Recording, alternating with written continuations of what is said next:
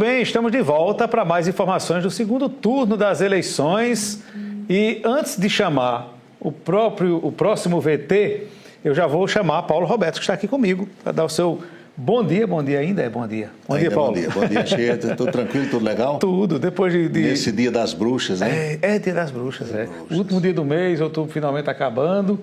E nós estamos aí, depois de um processo duro, pesado. Duro de acompanhar, duro de entender, duro de ser compreendido para nós da imprensa. Mas esse dia das bruxas começa com a bruxa solta, ou começou com a bruxa solta em pelo menos 9 estados brasileiros. Sim. Há bloqueios agora em rodovias importantes em 9 estados, incluindo a rodovia Presidente Dutra, que liga o Rio de Janeiro a São Paulo, e ela está bloqueada nos 2 sentidos. Problema sério, caminhoneiros. As associações, as entidades dos caminhoneiros dizem que não indicaram ou não estimularam qualquer tipo de movimentação nesse sentido, mas a verdade é que há bloqueios e, segundo mensagens que estão aí circulando pelo WhatsApp, alguns caminhoneiros dizem que só se desmobilizarão depois que ouvir a fala do presidente da República, Jair Bolsonaro, o que não aconteceu até agora. E parece um movimento realmente sem sentido, né? Porque a eleição passou, precisa desarmar os espíritos, uma coisa complicada e causando prejuízo a muita gente, não tem nada a ver. Ah, claro. Isso é muito ruim porque prejudica o ir e vir das pessoas, né? A maior parte não tem nada a ver com esse tipo de protesto. Tem gente que está doente, consulta marcada, audiência na justiça, uma série de problemas que afetam muita gente. Muita gente. Olha, logo após o anúncio do resultado das eleições, o governador João Azevedo, governador reeleito da Paraíba, do PSB, fez um discurso na capital pregando unidade. Vamos conferir. Primeiro, a minha palavra não pode ser outra a não ser gratidão. Gratidão por tudo que vocês fizeram, gratidão pela luta que vocês lutaram junto conosco. Não foi fácil, nós sabemos como é difícil fazer uma luta em que a gente tem que, além de participar do processo eleitoral, também continuar governando o Estado. Não foi fácil, mas essa vitória, eu disse inúmeras vezes, ela não foi uma vitória individual. Isso aqui é uma vitória coletiva. E essas pessoas que estão aqui, tanto vocês da militância, quanto essas pessoas que estão aqui, que exercem cargos eletivos, foram pessoas que verdadeiramente nos ajudaram a chegar nesse momento. Eu fico muito feliz de poder compartilhar com vocês aqui um momento tão importante para a Paraíba e também para o Brasil. Essa foi uma vitória dupla, essa foi uma vitória da democracia, essa foi uma vitória da esperança, essa foi uma vitória em que verdadeiramente o Brasil disse sim, nós queremos voltar a sonhar. E eu fico muito feliz de ter sido eleito num momento tão importante da democracia brasileira, junto com o presidente Lula, para a gente reconstruir o país. Nós lutamos contra grupos financeiramente muito fortes e nós fizemos uma campanha de pé no chão, nós fizemos uma campanha alegre, nós fizemos uma campanha em que a verdade e a alegria venceu aqui nessa campanha deste ano de 2022. Então eu não tenho dúvida nenhuma que o que nós queremos é, a partir de amanhã, começar a unir a Paraíba, pacificar a Paraíba. Acabou o processo eleitoral estadual, acabou o processo eleitoral federal. Nós somos agora o único país e o único estado. E é essa luta que nós nos caracterizamos como um governo da harmonia, um governo que pregou a união constantemente durante 4 anos. Não poderia pensar diferente. Nós vamos continuar buscando essa união de forças. Pois é. E olha só, o deputado federal e ex-candidato ao governo do estado, Pedro Cunha Lima, se manifestou através de uma nota nas suas redes sociais. Na oportunidade, Pedro agradeceu a expressiva votação e desejou sorte e responsabilidade ao governador João Azevedo. Antes da gente detalhar os resultados, Paulo, uma campanha que acabou, a diferença, uma campanha dura, né? Não foi tão... Dura, 126 mil votos e uma nuance que a gente precisa parar um pouquinho para pensar. É que o reeleito, no caso, o governador João Azevedo, ele não venceu em Campina Grande, não venceu em João Pessoa, que é a terra dele, e nem venceu na Grande João Pessoa. Ele perdeu em Cabedelo, Bahia, Santa Rita, João Pessoa e Campina Grande, e foi reeleito. Que era uma coisa que... Não inédito. Na política da Paraíba, em termos de campanha para governador, é um fato inédito. Tinha que vencer em Campina ou em João Pessoa para se eleger governador. Dessa vez ele nem venceu em Campina, nem venceu em João Pessoa, quebrou esse tabu, porque vieram aqueles votos da formiguinha. 3 mil votos aqui, 4 mil votos ali, quando somou tudo, suplantou esses grandes colégios eleitorais, lembrando que ele venceu em Souza, em Patos, em Cajazeiras, em São Bento, saiu vencendo pelo estado afora. Lembrando que, nesse caso, valoriza a importância dessas cidades estratégicas do Sertão, do Cariri, do Curimataú, né, Paulo? Exatamente. E João soube valorizar isso, soube aproveitar isso aí com o apoio de prefeitos. Ele tinha muitos prefeitos apoiando. Lembrem-se que no primeiro turno ele venceu em 174 municípios. Né? E isso contou. Se desdobraram aliados fortes, se desdobrou Cícero Lucena para diminuir aquela diferença lá na capital, se desdobrou aqui na nossa região Adriano Galdino e outros aliados fortes. No Sertão, Hugo Mota teve um papel muito importante. E tudo isso contou para que João Azevedo se reelegesse, embora, num colégio eleitoral importante, como é o nosso aqui, Campina Grande, Pedro tivesse o dobro dos votos de João Azevedo. 150 a 75 mil em números redondos. Isso. Eu tenho mais 2 questões para levantar contigo sobre esse resultado, daqui a pouquinho, porque a gente não vai trazer resultados detalhados, a gente vai comentando, trocando em miúdos, Paulo, porque agora nós vamos mostrar aqui os resultados da votação de ontem. E primeiro vamos mostrar o resultado da eleição para presidente da República. Vamos lá, mostrar aqui o resultado para presidente da República. Resultado nacional. Resultado final, Lula 50,90%, Bolsonaro 49,10%. Você pode arredondar para 51 contra 49, 2 pontos de diferença, significando em números redondos 2 milhões de votos. Isso, 60.345.999 votos pro Lula, 58.206.354 votos pro Bolsonaro. Uma eleição, a mais apertada da história, né? A mais apertada da história, mantendo-se aquela tradição de que quem vence em Minas vence a eleição nacional. Isso vem desde 55 do século passado, desde os tempos de Juscelino de Getúlio Vargas para Juscelino Kubitschek. E lá foi apertado também. Muito importante. Agora, olha o outro detalhe, quebrado um outro tabu. É que Bolsonaro é o primeiro presidente da República a não se reeleger. Exatamente. Desde 89, desde a chamada redemocratização. Então, manteve-se o tabu de vencer de Minas também muito apertado, vence a eleição nacional, mas Bolsonaro entra para a história como o primeiro presidente sentado na cadeira principal do Palácio do Planalto a ser derrotado, mesmo com a diferença muito pequena. E Lula vai ser também o primeiro a ser o terceiro mandato, né? Mandato. Lula disputa com essa agora 6 vezes. Isso. Perdeu 3, ganhou 3. Pois é uma eleição que tem muitas nuances, né? Muita coisa. E não pensem que ela acabou. Os desdobramentos virão. Porque, embora haja o reconhecimento da vitória de Lula, isso foi proclamado ontem pelo TSE, o ministro Alexandre de Moraes disse que ligou para os dois, ligou para Bolsonaro, ligou para Lula, mas até agora Bolsonaro não se pronunciou. E Lula fez um discurso que estava escrito ontem, um discurso correto para a ocasião, chamando todos à unidade, dizendo que a eleição passou, mas nos bastidores a coisa está fervendo, porque até agora Bolsonaro não falou. Ele chegou hoje às 9h30 da manhã no Palácio do Planalto, está reunido com ministros, há uma pressão da chamada ala política do governo para que ele se pronuncie. Ciro Nogueira, por exemplo, é de opinião de que ele deve falar, o próprio ministro das Comunicações, Fábio Faria, também, mas até agora Bolsonaro está calado. Não deu um pio, como dizia minha avó. Esperar. O fato é que a eleição que teve uma participação decisiva do Nordeste, né, no resultado final. Lula deve a sua eleição ao Nordeste, porque ele perdeu em todas as outras regiões. Exatamente. E a diferença de Bolsonaro sobre ele em São Paulo, que foi reduzida do primeiro turno para o segundo, foi tirada só na Bahia. Só a Bahia tirou a diferença. Que a Bahia é um colégio eleitoral grande, né? É o 4º colégio eleitoral do Brasil. Grande. E mais de 70% de votos para Lula lá, realmente foi muito grande a diferença. Bem, vamos mostrar agora o resultado das eleições para presidente aqui na Paraíba. O resultado para presidente aqui na Paraíba. Vamos para a tela. Aqui na Paraíba, Paulo, olha só.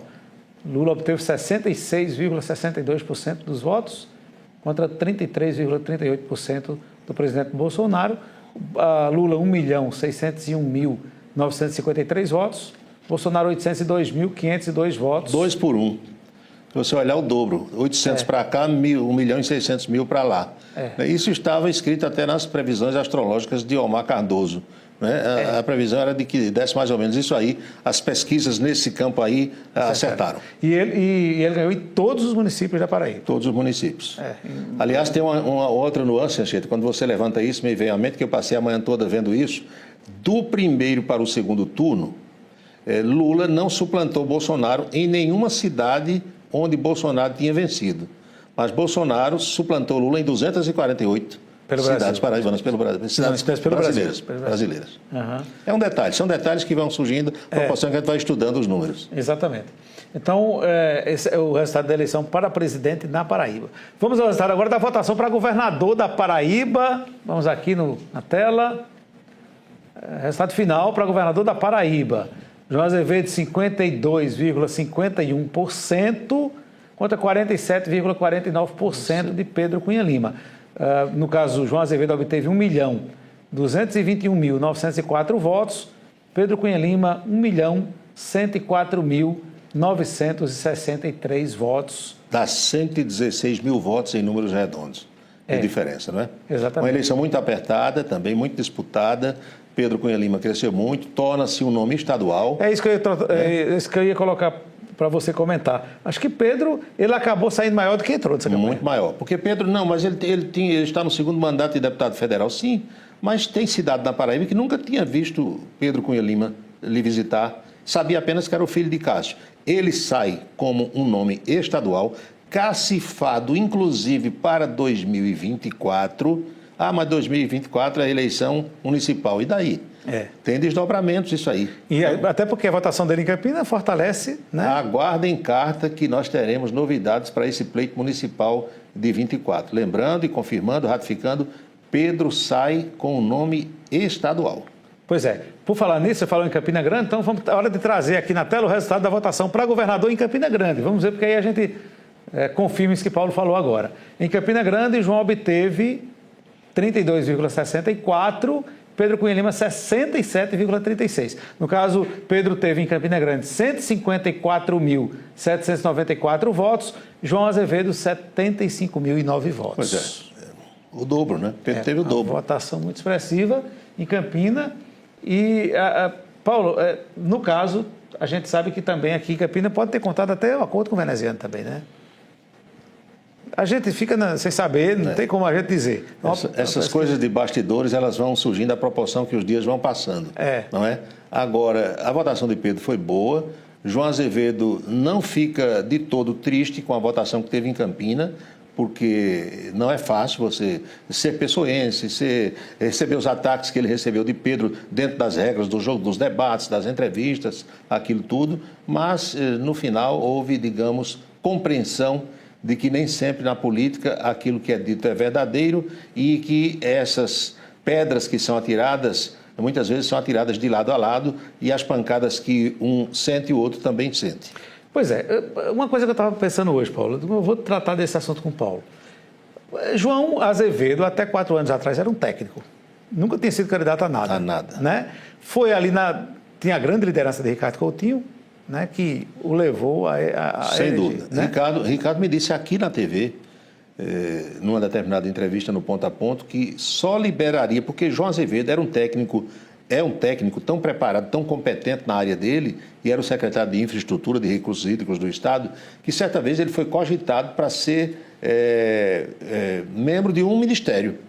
Um ministério. E Ricardo Coutinho, quando eu perguntei sobre isso, era governador na época, Ricardo disse: Paulo, eu só libero João Azevedo se for para ser ministro.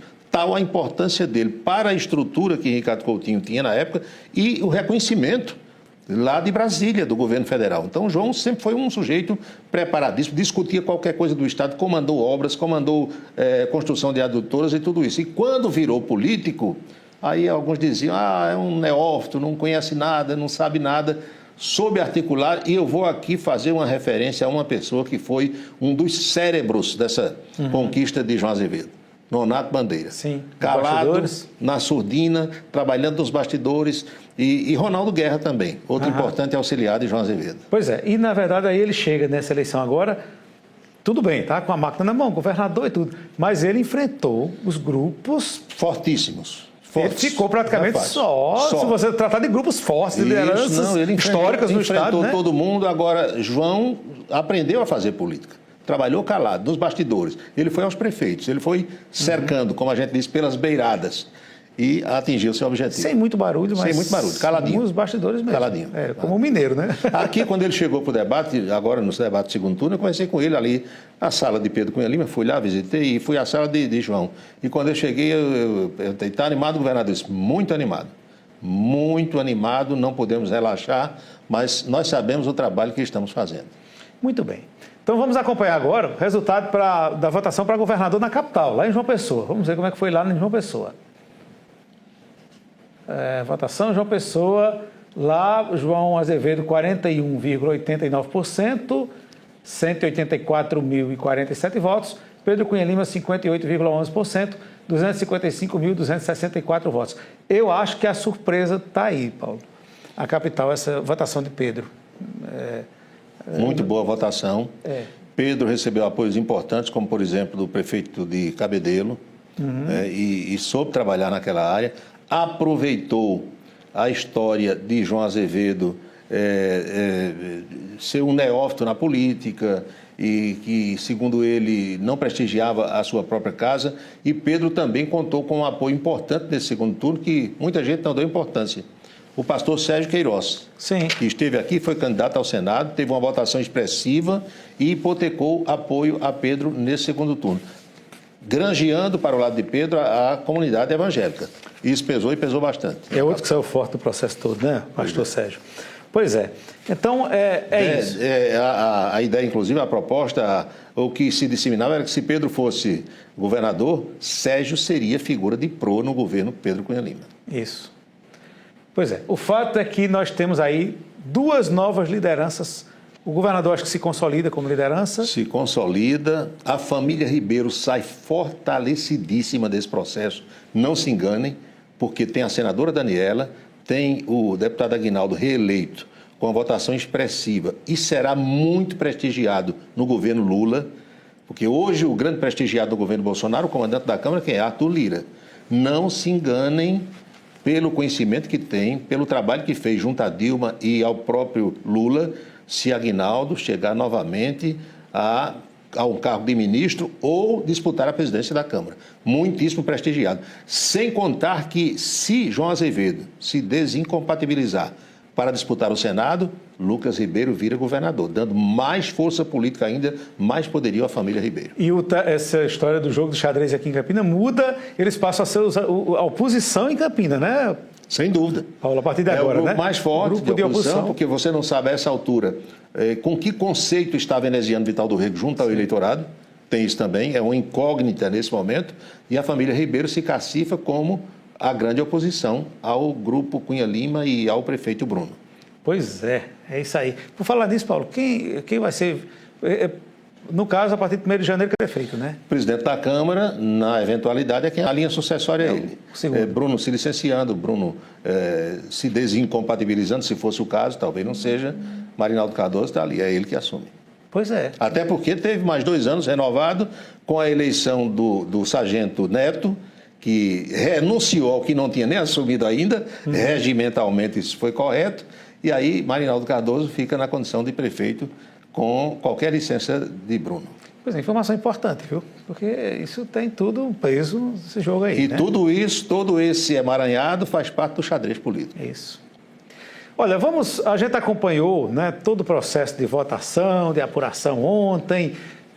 A Rede Ita fez uma cobertura muito completa esse ano, com programas também debatendo, né? Ficamos aqui 3 horas depois do encerramento da votação. Pois é, 4 horas no primeiro turno, ontem 3 horas, que o processo de votação, de apuração ontem também foi muito mais rápido, né? Eu até brinquei aqui porque no sábado tinha acontecido aquele problema com a deputada Carla Zambelli, aí aqui cada um ficou um tempo. Eu fiquei um tempo, Carla Boba o segundo e o professor Marciano o terceiro. Aí quando Carla chegou, disse, Carla chegou armada Ela disse, não. Está na época das Carlas andando armadas por aí, né? O Brasil tem essas coisas, né? Os fatos inusitados. No final de semana, tome bala na Polícia Federal. No outro, uma deputada correndo com uma pistola na mão. É uma coisa também inédita. Pois é. Muita coisa aconteceu no Brasil, totalmente inédito, viu? Pois é, então vamos lá. Às 8 horas da manhã de ontem foram abertos os portões dos locais de votação. E a nossa equipe foi até alguns deles para conferir como estava a movimentação. Vamos ver aí. No Estadual da Prata, o segundo maior colégio eleitoral da cidade, alguns eleitores optaram por chegar mais cedo para votar. Eu gosto de chegar bem cedo, porque aí fica logo o dia livre, né? Para fazer outras coisas. Evitar o transtorno de gente, né? Mas... E escolher o candidato certo, né? Fazer o máximo para vir votar cedo para evitar aquele tumulto da tarde, né? O pessoal deixa para de última hora. E espero que dê tudo certo, no final das contas, né? Seja tudo tranquilo, cada um respeitando o voto do outro, que é o que importa, né? Às 8 da manhã, as 26 sessões instaladas por aqui foram abertas. Mas apesar da quantidade de pessoas, tudo ocorreu tranquilo, nada de correria. Vicente foi um dos primeiros a votar e não encontrou dificuldades. Foi uma tranquilidade. Eu cheguei, peguei o meu setor de votação e não teve problema nenhum, com toda tranquilidade. E demorou menos do que no primeiro turno? Muito menos. Foi rápido. Mais rápido, mais eficiente, muito melhor. Já na UFCG, o começo da manhã de votação também foi tranquila. No local votam mais de 8.700 pessoas. E apesar do fluxo maior de eleitores, a maioria das sessões estavam calmas e com pequenas filas. Pois é, visivelmente foi muito mais tranquilo ontem, né, Paulo? Sossegado, apenas aqui no caso da nossa Paraíba, 2 candidatos, né? Você votar 2 vezes, quer dizer, sufragar 2 candidatos, era fácil, você chegava governador primeiro, ou ia no 40 ou no 45, e para presidente ou 22 ou 13. Eu não vi fila, eu não vi ninguém demorando para votar, eu vi clima de absoluta tranquilidade com as pessoas chegando, votando e saindo rápido. Essa eleição do primeiro turno realmente é que ela é complicada por conta da história dos votos para... 5 candidatos, você votar em 5, e como eu dizia ontem aqui, conversando com o Felipe Valentim, nós tivemos pessoas que não levaram os números anotados e tiveram muita dificuldade. Porque se os mais jovens memorizam aquilo, chegam lá e tocam, os que têm mais idade têm dificuldade de memória, já cansada, e outras pessoas, Anchieta, elas ficam nervosas quando chegam dentro da urna. Aí tem medo de errar, às vezes toca na tecla errada, não sabe corrigir, é um problema. Tem que levar a cola mesmo, nessa situação. É um macete, é esse, né? A própria Justiça Eleitoral estimula que as pessoas levem um papelzinho. Isso mesmo. Bem, chegou a hora, né, de ver o que o pessoal de casa está achando da nossa edição de hoje do Em Dia. Vamos ver mensagens aqui na tela. Luiz das Malvinas, bom dia, Anchieta, parabéns ao trabalho da Rede Ita pela cobertura de ontem, parabéns pela equipe competente. Obrigado, Luiz. Tem mais alguém? Joselma de Queimadas, jornal maravilhoso, leve de assistir, estou acompanhando a programação do Em Dia aqui de Queimadas. Um abraço a todos da Rede Ita e parabéns a todos pelo excelente trabalho. Lá da terra do Reginaldo Bastos, né? De Queimadas. Sítio Maracajá. Mariana do Catolé, adorei a cobertura do segundo turno das eleições de ontem, parabéns à Rede Ita. Obrigado, Mariana, obrigado a todos vocês que estão nos acompanhando. Aliás, realmente a gente, esse ano, fez uma cobertura diferenciada, né? E eu estou muito feliz com o envolvimento de toda a equipe. A equipe se envolveu, toda ela, né? E fez um trabalho impecável. Deixa eu fazer um registro aqui, o nosso amigo Antônio Barbosa, lá de Esperança, está nos assistindo. Renato Cunha Lima também, o Bebeto e a Isabela em Cuité. Tem muita gente, como o Carlos do Pastel lá em Pocinhos também mandando mensagem. Muito bem. Então, muito obrigado a todos, né, por esse carinho, por essa audiência. Paulo vai continuar conosco aqui, porque no próximo bloco a gente vai continuar falando de eleição, né? Muito mais. Então, você aí de casa pode participar conosco, sugerindo pautas, mandando aí a sua sugestão, seu comentário, sua bronca aí na comunidade. O nosso número está aí, 982-16-6238. Salva esse número aí, manda a sua sugestão, seu comentário, que a gente está sempre aqui aguardando. Hora de mais um rápido intervalo aqui no Em Dia. Em instantes, veja como foi a movimentação dos eleitores na rodoviária ontem. E a cidade ficou menos suja no segundo turno, viu? Até já.